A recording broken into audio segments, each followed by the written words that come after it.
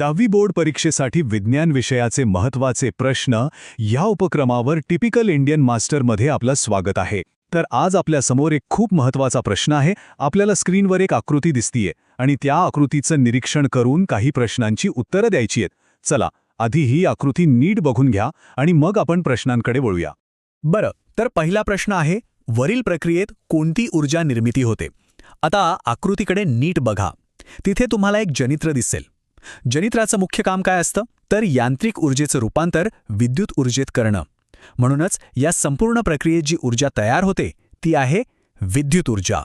चला आता पुढचा प्रश्न बघूया.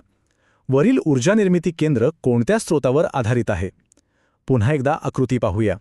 इथे आपल्याला दिसतंय की इंधन आणि हवा एकत्र येऊन गॅस टर्बाईन फिरवत आहेत आणि ही जी कार्यपद्धती आहे ना, ती नैसर्गिक वायूवर चालणाऱ्या विद्युत केंद्राची ओळख आहे.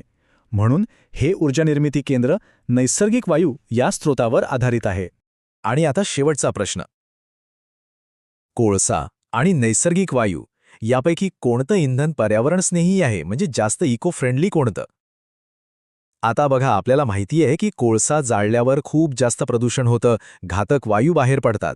पण त्याच्या तुलनेत नैसर्गिक वायू जाळल्यावर प्रदूषण खूप कमी होतं. त्यामुळे याचं उत्तर अगदी सोपं आहे.